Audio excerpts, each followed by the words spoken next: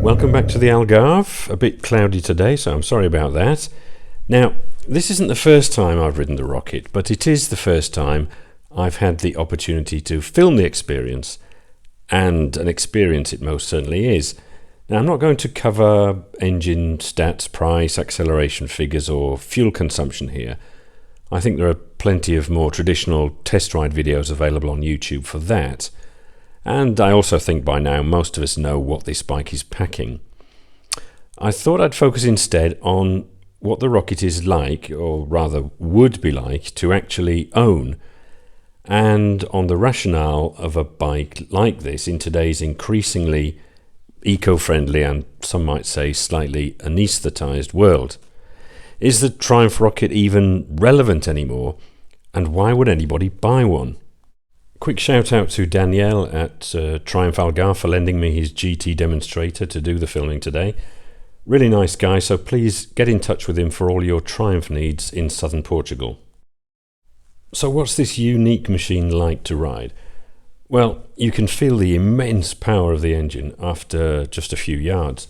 I've ridden the Ducati Diavel, which has similar power figures, but the Rocket is on the next level, possibly because you're also constantly aware of the weight between your legs, 294 kilos dry. So with a tank of petrol and the rider, you're looking at 400 kilos. That's a lot, but because the bike carries it low down, once you're on the move, you don't feel it that much. Not until you come to a roundabout, that is, then you do have to concentrate on what you're doing. You might imagine there'd be a lot of vibration, but other than the whole bike lurching slightly to one side when you first switch on, there isn't really. The engine is fabulously smooth and pulls easily from 1,000 revs per minute in 6th gear. While 167 horsepower from 2.5 litres might sound relatively mundane, 210 newton meters of torque certainly isn't, and you can feel it between your legs all the time, clamouring to be set free by your right hand. Despite this, however, the Rocket never feels intimidating. It is possible to pootle along and enjoy the scenery like this, but you know that should you inadvertently nudge the throttle, the bike will instantly awake and turn into a traffic-munching monster. I've never driven the Bugatti Veyron, but I can imagine it feels like a four-wheeled Triumph Rocket.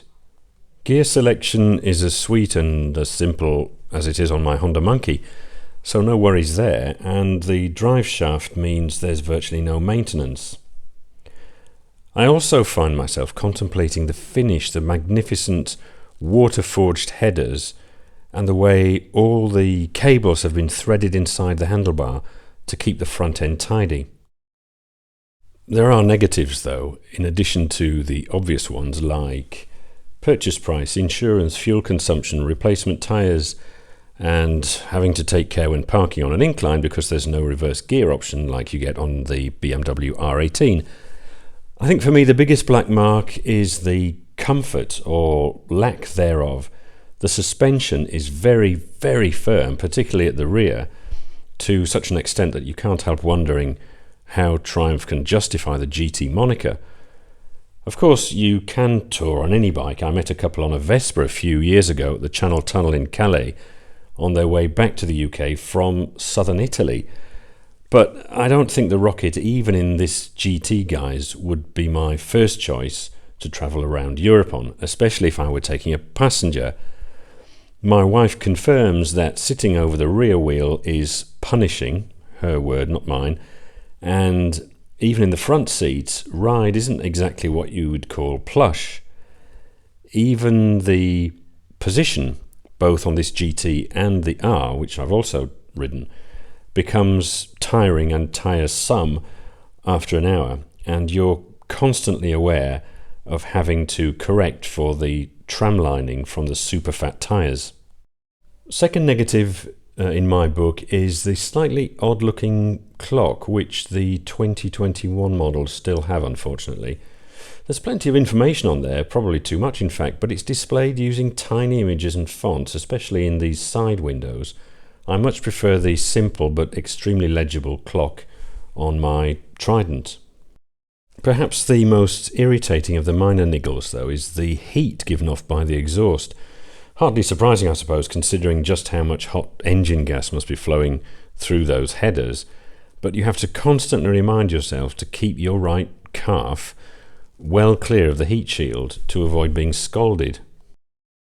So is this bike an irrelevance? Well, sales figures would indicate that it isn't. I heard the other day at the launch of the special black editions that Triumph have sold about 8,000 rockets in just over a year, worldwide of course, but that's still pretty good going for such a niche machine. Why is that?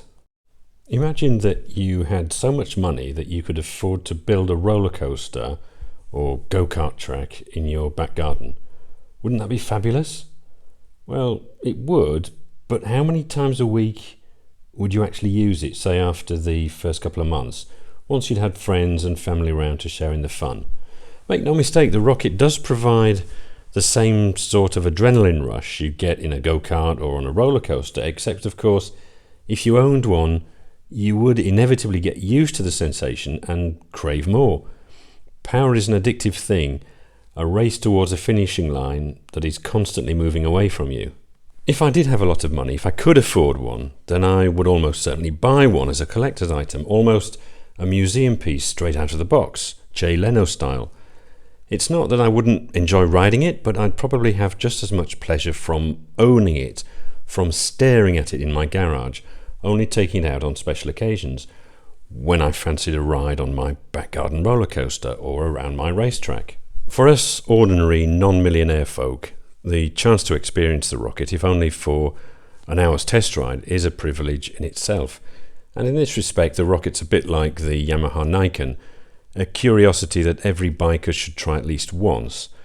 But as an ownership proposition, take this track I ventured up a couple of weeks ago on my Trident. Not really suitable for a Trident, I hear you say, and I agree, at least on the stock Michelin road tyres.